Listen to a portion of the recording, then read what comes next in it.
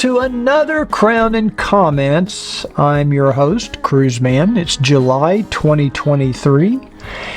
And tonight, very special, I'm going to tell you everything I know about the 2024 Honda Goldwing. No more secrets. It's all coming out of the bag. I'm also going to give you a brief update, just a little update on my motorcycle accident that I had back in April, just one little development. And I'm also going to talk about how do you know if you can trust product reviews that you see on YouTube, not just motorcycle related, but any kind of products. Just some of the stuff we're going to talk about. Now it's Crown and Comments, so I'm obviously going to respond to your comments that you've put into my YouTube channel, Facebook, and sometimes I get emails from you as well. Listen, I've got my MacBook Pro here with your comments. I've got my Crown Royal. So I am going to invite you to get your favorite adult beverage. It might be alcoholic. It might be non-alcoholic, maybe tea or coffee. Sit back, relax. It might be a long show. Have fun. Join me. Let's get started. And welcome to yet another episode of Crown and Comments with your host and resident Goldwing guru, the one, the only, Cruiseman. Brought to you by Cruiseman's Garage Honda Goldwing Maintenance Videos. These shows are pretty unscripted, but I do make some notes. So if you see me looking down here occasionally, that's why. So in the first segment of the show tonight, we're going to just give you a real quick little update on this motorcycle accident that I had back in April. I'm not going to rehash all the details. I've got videos. I'll put a link up here if you're interested and want to know more about it. Fine. But when I was replacing my meter panel recently, some of you may have seen that video, I discovered a little bit of damage to the left middle cowl, very low down on one of the little corners, a little bit of paint missing. I knew it wasn't there before the accident, and apparently I went back and looked at some of the video that I had shot of the accident scene itself. And it appears that the front fender, when it got crushed by the semi, it shoved that front fender and kind of mashed it up into just that little corner of that middle cowl and knocked off some of the paint. So I contacted Progressive and I told them the situation and that I'm going to replace the part, whether they choose to compensate me or not. I was going to do it anyway. But they've been very, very good to work with. And even though it had been 3 or 4 weeks since the claim had been pretty much completed, they, within just a few hours, they had reimbursed me for the retail price of the part, plus the labor involved in having a dealer replace the middle cowl, which I'm going to do it myself, so I save a little money. And, once again, I just want to reiterate how impressed I've been with Progressive Insurance. They've just really stepped up and done everything I expected. And for those of you that have been asking me, the bike is still running just fine, rides fine. I don't detect any issues with the way it rides or handles. I did get that new middle cowl. It just came in last night. I looked at it this morning. It looks beautiful, looks perfect. So when I get ready to replace that, I will be, at the same time, I'm going to have both middle cowls off anyway. I'm going to go ahead and replace those side marker lights that I've got from Showchrome. And I thought, well, while I have the middle cowls off, it's always easier to run wires and stuff, so I just thought I would wait until I do it all at the same time. I also am waiting on another bottle of the Armor Shield ceramic coating, and I will be doing a ceramic coating, and I'll make a little video of this, that front windshield garnished, the new middle cowl, the front fender, and I still haven't done the ceramic coating on my trunk, so I'll do the trunk as well. So that's something you've got to look forward to. I'm sure you won't be able to sleep tonight knowing that. And by the way, I still have that 2018 trunk that I removed from my motorcycle when I replaced it with the larger trunk, and it takes up a ton of space in my garage. So if any of you out there have a 2018 to 2023 bagger model and you're looking to add a trunk, maybe you want to have one that periodically you take it on or off, I've got one in excellent condition and everything you need to install it, because I still have the kit that came with mine. Let me know in the comments down below, or send me an email. I'll put my email address in the description of the video. And if you're interested, let me know. I don't know if I'm going to ship it. I'd really prefer if it's somebody in this area that could come to Dallas Fort Worth and just pick it up, because it's big. It's in 2 big boxes right now. So anyway, okay, so don't go anywhere. When we come back in the second block, we're going to talk about, can you trust reviews on YouTube? Let's talk about it.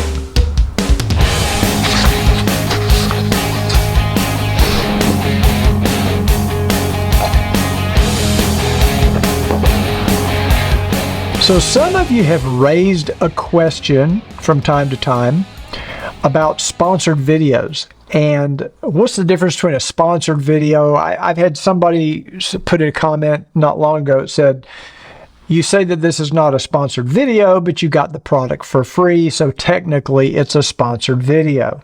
So I thought I would try to maybe clear some of this up and explain the difference and explain how this works.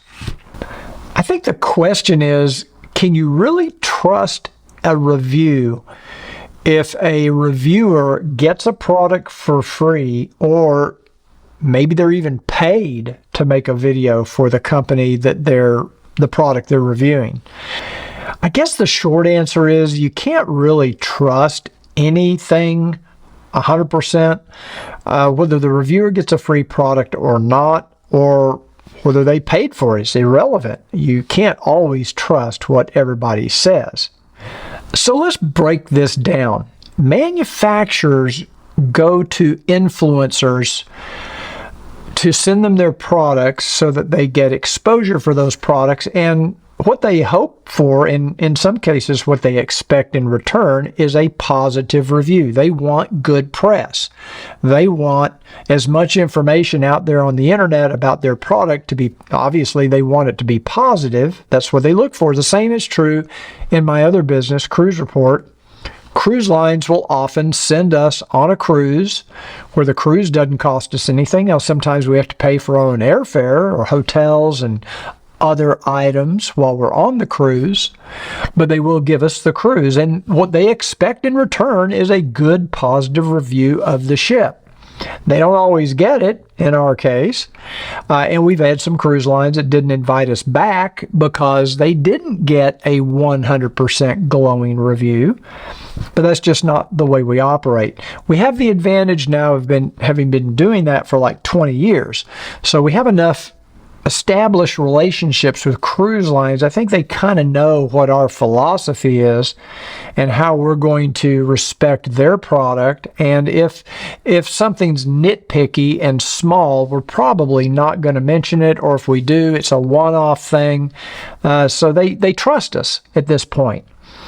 And I think the same is becoming true in Cruiseman's Garage, where some of our vendors who send us products, they know that I'm going to tell the story. If there's a problem with a product that I review, I'm going to let you know about it. And a good example is the recent review I did of the Garmin XT2. I told you I had a problem with it powering up or holding power. I had to send the first one back and got a new one back. You know, it's just the way it works. Yeah, they sent me a free XT2, and I appreciate that. I mean, camera companies and smartphone companies send out untold tens of thousands of dollars worth of free camera gear and iPhones or smartphones to high-end reviewers like iJustine or Marquez Brownlee, and they're hoping they get good, positive review. Marquez and iJustine, they got millions of followers. They got millions of viewers. So they've got the audience. So you pretty much have to take whatever they say. So the one question is, will a reviewer give their honest opinion if they get the product for free? I can't speak for other YouTubers. I think probably the larger the YouTube channel, the more you can trust it. And I'll tell you why. I know in my particular case, I can speak for myself. I can't speak for anybody else. But in my particular case, I've got 5 or 6 Goldwing windshields sitting in my garage. I've got 3 belly pans.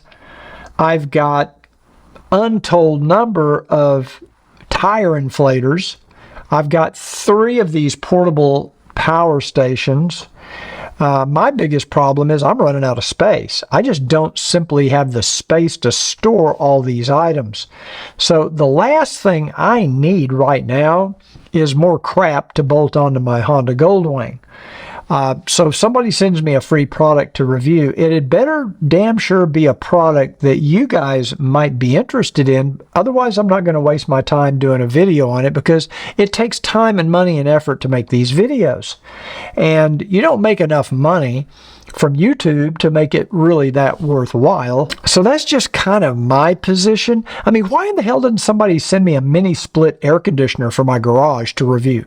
That's what I need. Somebody sending me a free $50 product for a Goldwing is not going to sway my opinion one way or the other, because I probably already have 2 or 3 of them sitting in the garage to begin with. Occasionally, I even have to sell off some of this stuff. I think a few months ago I had a sale where I sold some of my Bluetooth headsets. I probably had 5 or 6 Bluetooth headsets sitting here. I only need 1 or 2. I don't need 6. And if I can offer to sell some of those to you guys at a good price, I'll do that. It helps bring in a little money to the channel. You know, every little bit helps. You know, occasionally I get some stuff that I'll have what I call Cruiseman's garage sale, and I'll let you know what I've got. And if you want it, if you're local, it's great because you can just come pick it up. If it's something large and it has to be shipped, sometimes I just keep it until I figure out what else to do with it. The bottom line for me is, if I don't like something or if I can't get it to work, I'm going to let you know. Now, what about a sponsored video? A video where a company actually pays a YouTuber to make a video or to review a product? Well, once again, I can't speak for other YouTubers, but I can tell you what my policies are and how I deal with that. I'll give you an example. I have a few companies that do pay me to make videos. The most obvious and the most notable one would be Pathfinder LED. Most of the time when they come out with a new product, they will hire me to make a video, an installation video, and it usually becomes an installation and review video because sometimes it's a relatively complex installation. That's more than just putting a windshield on the Goldwing. It doesn't take much effort to do that, but when you have to get into wiring and you have to get into details, specifics of how to do an installation, it's pretty time consuming. It can take 10 or 12 hours to shoot and edit a video for a product that normally might only take an hour and a half to 2 hours to install. Because there's lighting that has to be considered. There's different camera angles. There's moving cameras, moving tripods around. Sometimes a scene has to be completely reshot. I've had videos that I made for companies where I install something, I take the video in, I look at it on the computer, and it's out of focus. I got to go take the product off, reinstall it, start basically over. So, if a company pays someone to make a video, and I can only speak to me. I don't know what other YouTubers do on this situation, but I never, ever guarantee a 100% glowing review of a product. I always try to point out the positive aspects of a product. A good example is the review I recently did of this dash cam. Now, they did not pay me to make that video, but it wouldn't have mattered. I'd have said the same thing anyway. I love the product. I just didn't care for the way it installs. It takes up a lot of space. It's got a lot of wires. I'll talk a little more about that product later. You have to find a YouTube channel with somebody that you trust and that you can kind of get the sense of what their philosophy is on reviewing products. So hopefully I've developed a relationship with my audience to where at least some of you trust that I'm going to pretty much play it straight if I find a problem. If I don't find a problem, I can't tell you about it. Generally speaking, I don't accept sponsored videos from companies that I'm not fairly familiar with, and I already know that I like their product or I already respect what they've done. So I have experience, like Pathfinder LED. I've been doing product videos for Pathfinder for many, many years. They're always good quality products. They stand behind their products, and I've always had good luck with them. I've always had a good relationship. The same would be true of F4 Customs or Rivco, Bond Body Armor, Break Free. All of these companies at some point or another have sponsored videos. Keyson is another example. I have a company right now that I've done a few reviews for. I am pretty much cutting them loose. I've done 3 or 4, I think, reviews of their products, and I suspect that they might be ripping off other companies' designs and products and basically doing a knockoff of that. And actually, this was just brought to my attention yesterday.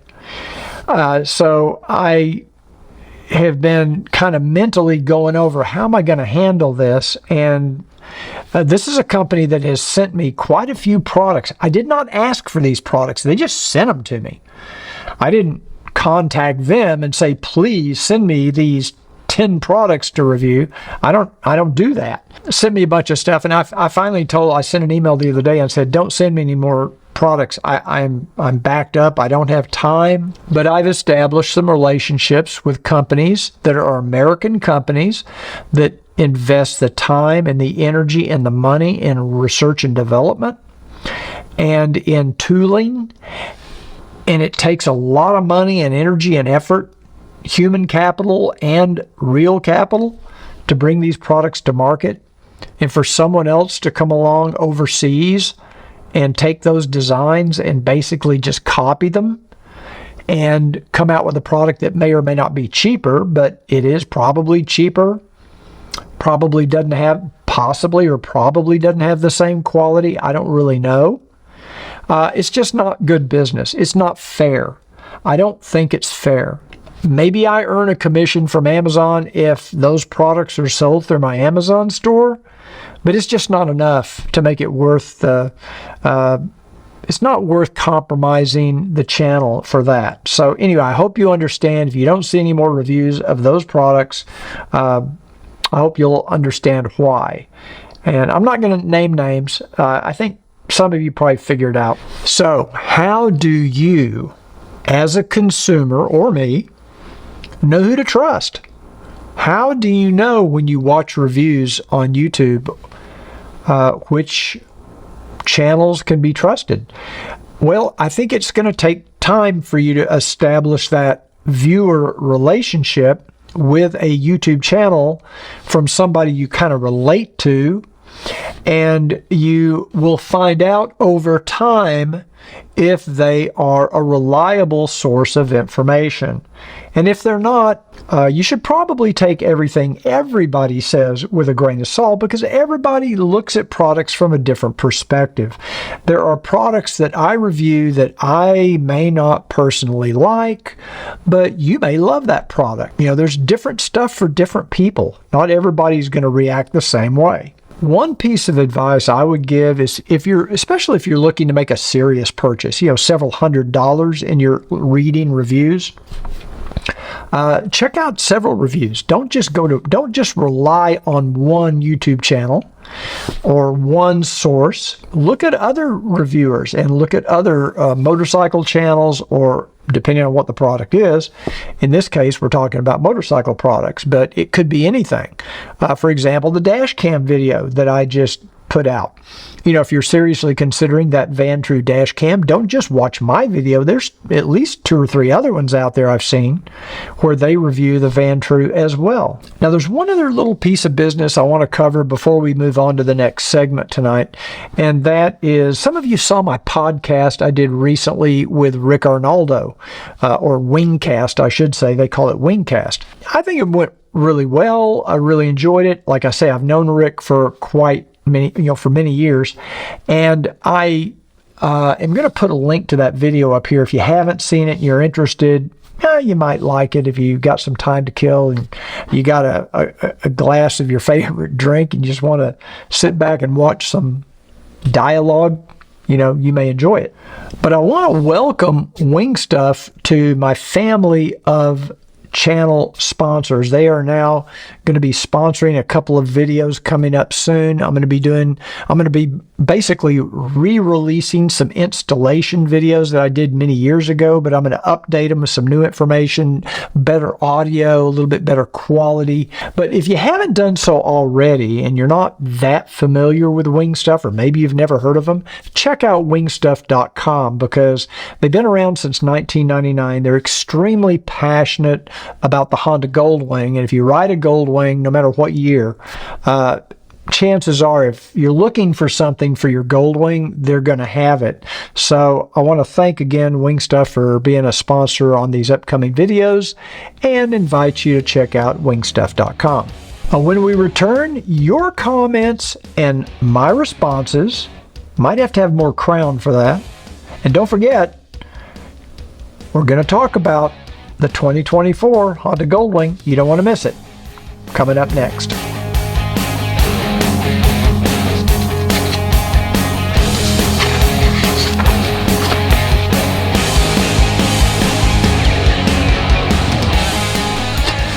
Well, welcome back to Crown and Comments, July 2023, and now we're ready to read some of your comments. I go through every month and I just kind of pick and choose some of the comments I think might be of interest to the majority of people out there. And so the first one I'm going to talk about is from Vincent's3334.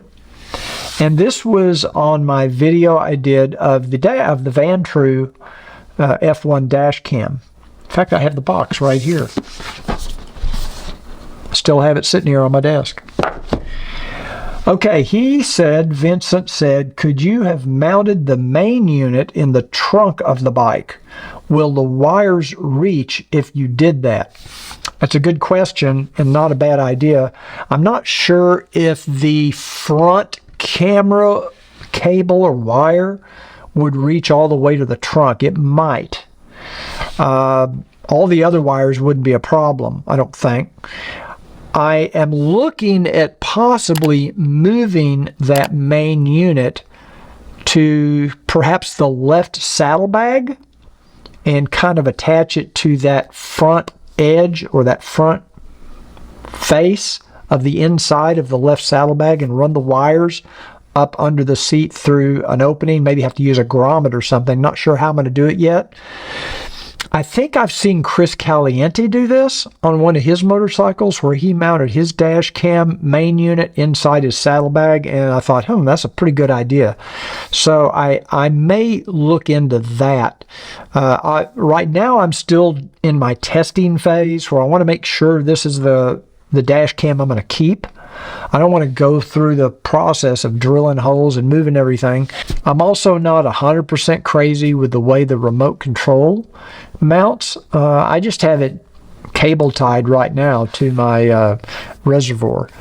So we'll talk about that more in the future. But anyway, Vincent, thank you for that question. And I don't know if it could go in the trunk. I'm pretty sure it would fit in the left saddlebag. David Corman 5788, and it also is about the dash cam, and he asks, could this camera system be used to make YouTube videos? I suppose so, yes. The front camera for sure has good enough quality 4K video. It doesn't really have any image stabilization per se. It's a wide enough angle where you don't get a huge amount of motion, shake, I should say. And of course, some of that you can compensate for in post. If you're using something like Final Cut or Premiere, they have anti-shake settings where you can remove some of that. But yes, I think you can. I think you may have sent me an email or a message earlier today about, can you remove the date and time stamp? And I think you can from the video. I know you can remove their logo, the Vantrue logo, and I think you can also remove the date and time stamp, but I will double check that and I'll get back to you on that. Thank you, David, for that question. Boy, this is a comment on an old video I did about the Honda service manual. This has probably been 3 years ago or more. From Scott Jeffries, 6826. I have purchased Cruiseman's video for my 2022 Goldwing. Oh no, for my 03, my 2012, and my 2022 Goldwings. And it's the best money that I've spent on my Goldwing. Well, Scott, thank you very much. I appreciate that. Never hurts to get a little plug in there. Maintenance videos continue to sell very well. And I get comments all the times like this from people that say that, that saved them hundreds or thousands of dollars over time. Okay, let's see. Randall Parker, 2181. This is on the belly pan video comparison I did between the Wing Stuff and the Traxxion. And the question is, what is the thickness of each? Wing Stuff is 3.2 millimeters, I believe, but what is Max's? And I apologize for not doing this in advance. I should have gone out there and measured it. It's pretty damn thick. I don't know, but it's a thick chunk of aluminum. Next, Jim Anders, 9971. Man, tonight I'm getting all these names I can pronounce for a change. Usually I get one or two that I just can't pronounce. Okay, this is on when I was talking about my OCD on cleaning the Goldwing. And Jim says, I'm much more interested in riding than cleaning. Well, you're not alone. I think that's probably a more common attitude than mine. So, Jim, I get it. Brandon Chandler says, can't the water damage the speakers that are around the seats there? He's talking about my cleaning video where I was using the sprayer to spray down the seat and that area. I guess I probably sprayed the speaker grills as well. Brandon, the speakers are designed to be waterproof. I mean, these motorcycles are designed to be ridden in the rain. So they are, as best I know, marine grade speakers, just like you'd find on a boat. And they, same with all the switch gear. All of the switch gear is designed to be exposed to those elements. So I hope that answers your question. Thank you, Brandon, for that one. Okay, DJP Texas, another OCD cleaning comment. When you clean a bike, you notice things that need adjustment or repair. Being thorough is not a bad thing with bikes. I agree 100%. I can't tell you how many times I've washed or waxed or been cleaning the bike, and I'll notice a loose wire, or I'll notice something, that doesn't look right, and it because I'm so intimate with those parts of the motorcycle that I'm cleaning, I tend to see things that otherwise I would have missed. So, very good point. Brian Kapnick. This is actually it was a comment on my Wingcast with Rick Arnaldo, but I think it's in reference to my recent accident. Never stop directly behind a semi. There is no way a driver can see unless you can see the truck mirrors. And I've had probably 50 comments like this. And I should probably do a better job of graphically describing the situation I was in. First of all, I'm on an overpass. So I can only be so far behind him because there's traffic behind me.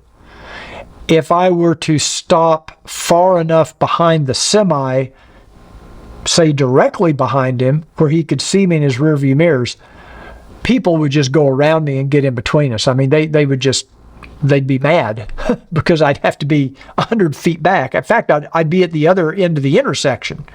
So it wasn't like we were on a long stretch of highway and he was stopped. We were on an overpass where there was a limited amount of room between two different stoplights.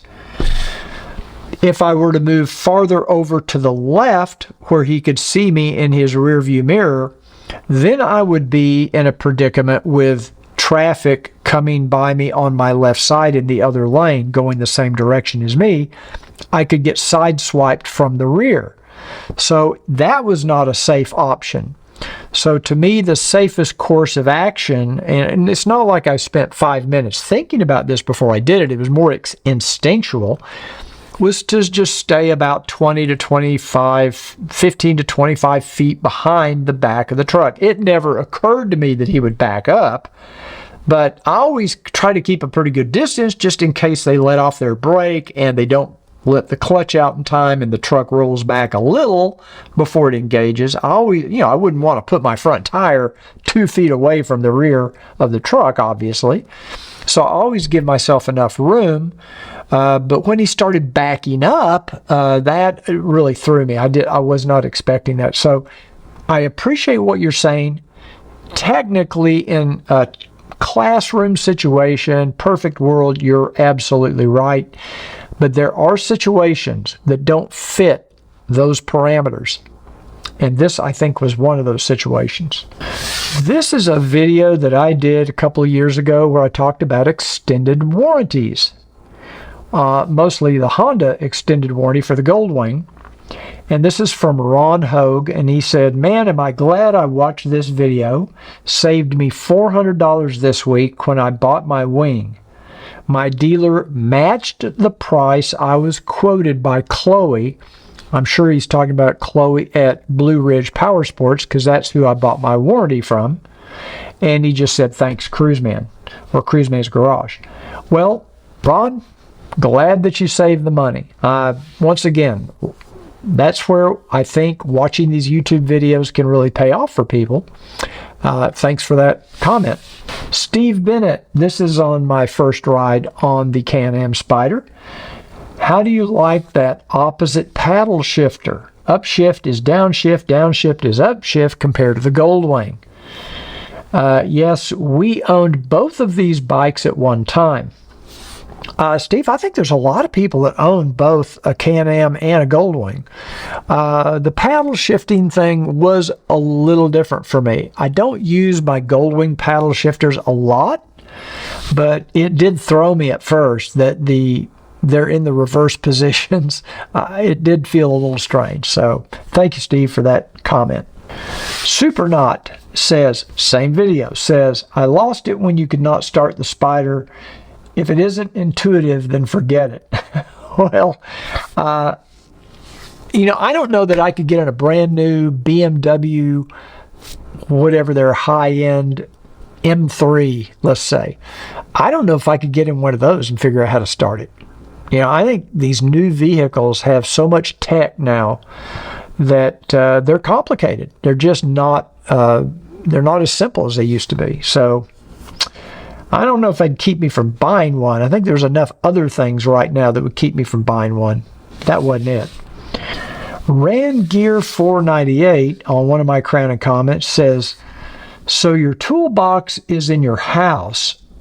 Thought he said it was his skid plate they copied. Sadly, right now, like he even said you can't stop it, but can you honestly tell the difference in quality?" I don't really know right there what he's talking about because I'm not sure exactly even which Crown and comments that is. The toolbox being in the house, I can explain. This is not my main toolbox.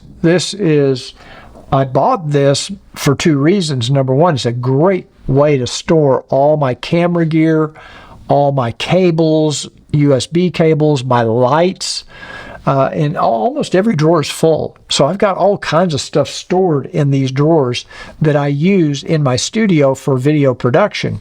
I have another identical toolbox to this out in my garage, which I actually keep my tools in. So this toolbox is not used for tools, it's just used for camera stuff, just so you know. Good and Easy says, hello, Cruiseman. Do you think we'll have a brand new Honda Goldwing in 2024? New style? Well, very timely question, because that's what I'm going to talk about right after this break. Right after we have another one of those riveting, lovely, exciting ads that you guys beg for. You beg for more of these ads, and you're going to get one. And when we come back, 2024 Goldwing.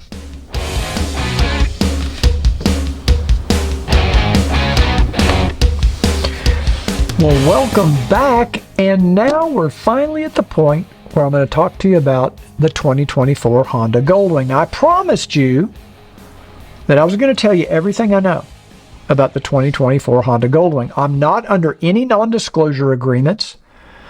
I have been given permission, well, not officially, but let's just say unofficially, I have permission to say anything.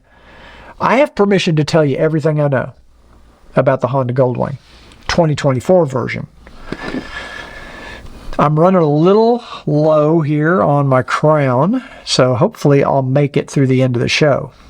Okay, this is what you've waited for. This is what you suffered through all the ads for in the other 3 segments. So here it is. I hope you can handle it.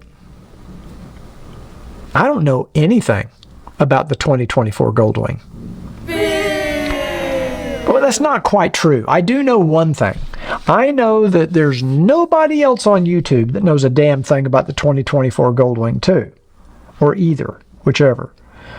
Nobody knows anything about it. You see a lot of videos where the title is about the 2024 Goldwing, and they have these thumbnails with AI-generated images of fantasy Goldwings, and they may even imply that those are real, and that is the 2024 Goldwing. But there's no basis in reality. Anybody with an AI program can get a generated image of a Goldwing. I put 2 of them on my thumbnail just so you could see what they look like. I don't even know if there's going to be a 2024 Goldwing. I assume there is a good chance there will be, because I find it hard to believe that Honda would drop the Goldwing model just 2 years before the 50th anniversary of the Goldwing. It is the flagship model of the brand. And it's an amazing motorcycle. And I think if they ever get their supply issue figured out, and if they would just do a couple of little things, I think their sales would be off the charts. I don't know what their sales are, so nobody does, apparently. Now, while my thumbnail in my video could be considered clickbait, at least I'm honest with you and tell you I don't know anything about the 2024 Goldwing. It's not like I get on here and imply that this AI-generated image is going to be the new Goldwing, and that it's going to have 300 horsepower, and that it's going to have all these other cool things. I don't do that, because I have no idea. But I can talk about what the 2024 Goldwing could be and what it could have. So let's talk about that. The 2024 Goldwing could have better AM, FM radio reception, maybe a different antenna. It could also have a better use of this TFT display, where you maybe had a choice of setting different colors. Maybe you could customize the screen, put different information in that screen, as opposed to just having, this set blue screen with AM, FM, or whatever it shows, XM.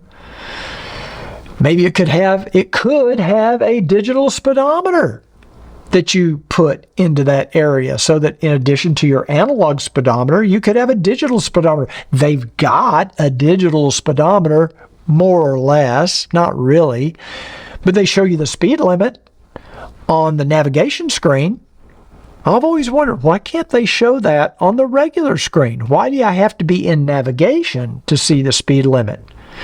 It could have a voltmeter, like the sub $10,000 NC750X has.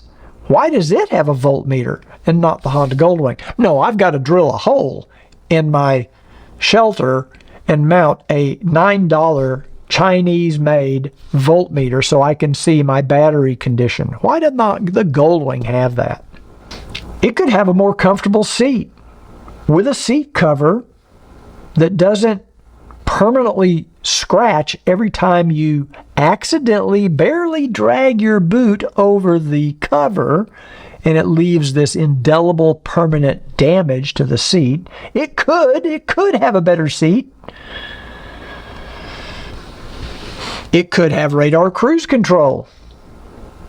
It could have built-in dash cam front and rear. There's actually a space if you look between the headlights. I think that's where they're planning on putting eventually the radar cruise control sensor. You know, these manufacturers miss out on opportunities because they put stuff on these cars and motorcycles that people don't want, but yet they leave off all the stuff that people do want. And all they have to do is look at the aftermarket. Just look at what people are spending money on in the aftermarket and build that into your motorcycle. How about a better GPS navigation system? The one that comes from Honda from the factory sucks. How many of you are like me and you've gone out and you've bought an aftermarket GPS? I have the Garmin. Maybe you have a TomTom or some other brand. Or maybe use Apple CarPlay or Android Auto. And that's another thing. It could have wireless CarPlay, and it should. It should have wireless CarPlay, wireless Android Auto. It could have a relocated horn button that's easier to press, so I'm not always hitting the Siri talk button every time I try to press the horn.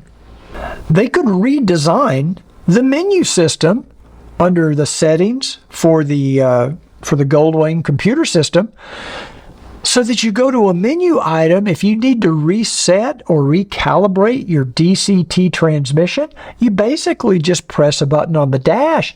You don't have to go through all these gyrations and remember all these codes. I have to dig out my little cheat sheet every time I reset the DDNDN, DDNDN. Turn this off. Look for the middle lamp. Why not just have a menu? Reset the DCT transmission. It could. The 2024 Goldwing could have a pre-installed trunk sub-harness, so that you don't have to tear your entire trunk apart should you want to install the little interior trunk light. What do you think about that? And can't they come up with an easier way to install HomeLink? Why do I have to disassemble the entire motorcycle practically to install those two little buttons for HomeLink? There's got to be a better way. Somebody at Honda has got to know a better way. Now, it could also have some really cool new paint schemes, maybe even some two-tone paint schemes, and maybe even some new exciting color choices. Wouldn't that be great to get away from just black and gray and white? It could have, and it could also have a higher price. Wait, I know something else. I just thought of. I do know something else about the 2024 Honda Goldwing. It will most definitely have a higher price. That much I can guarantee you. So there's your breaking news. Thanks for watching. I hope you enjoyed the video. Don't forget to tip your waitresses. Remember what I always say, ride often, but ride safe. Thumbs up if you liked the video. I'll see you next month.